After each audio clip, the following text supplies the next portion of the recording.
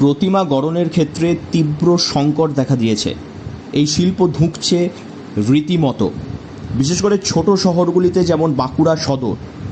সব কিছু ঠিক ছিল বেশ, তবে বিগত 1 থেকে 2 বছরের মধ্যে যেন চিত্রটা পাল্টে গেছে। প্রতিমা তৈরির কাঁচামালের দাম যেন আকাশ ছুঁয়েছে 1-2 বছরে।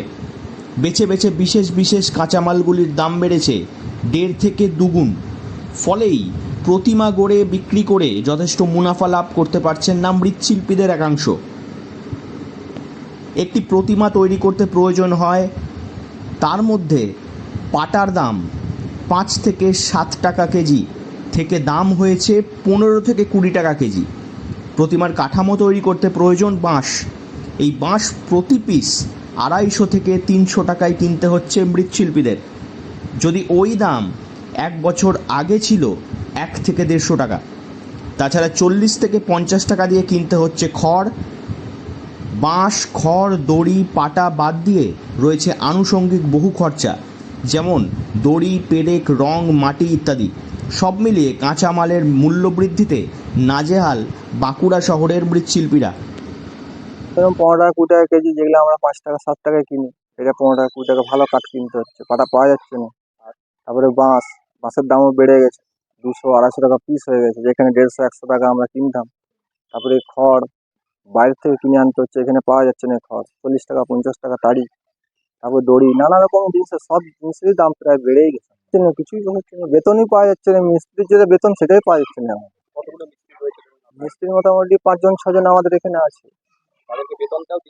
বেতনটা সেরকম ভাবে দেওয়া যাচ্ছে না। বিগত 30 থেকে 40 বছর প্রতিমা তৈরি করে জীবিকা নির্বাহ করে আসছেন বাঁকুড়া শহরের ফাঁসিডাঙ্গার মৃৎশিল্পী সুভাষ পাল। তবে এবার প্রতিমা তৈরি করা বন্ধ হয়ে যাবে বলে মনে করছেন তিনি। সুভাষ পাল জানান, এইভাবে চলতে থাকলে খুবই কঠিন হবে মৃৎশিল্পীদের পক্ষে জীবিকা নির্বাহ করা। কাঁচামাল কিনতে গিয়ে খরচ হয়ে যাচ্ছে দ্বিগুণ, উল্টো দিকে দিনে দিনে কমছে অর্ডার দেওয়া প্রতিমার দাম। সামঞ্জস্য তৈরি করতে ব্যর্থ হচ্ছেন মৃৎশিল্পীরা। সুভাষ পাল বলেন, প্রায় সংকটের মধ্যে, মাটি পাওয়া যাচ্ছে না। তারপরে এই পরিস্থিতি কতদিন যাবত? প্রায় 1-1.5 বছর 2 বছর এরকম চলেই যাচ্ছে।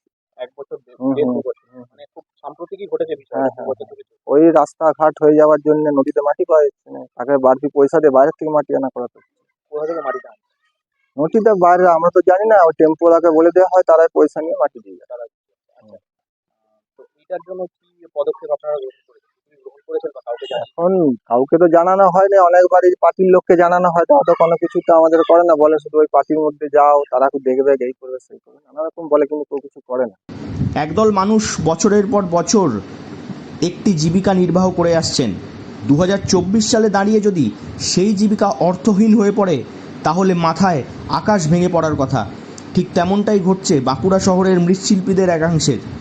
যে মৃৎশিল্পীরা প্রতিমা গড়তেন, তারা লড়াই করছেন এক অসম টানাপোড়েনের সঙ্গে।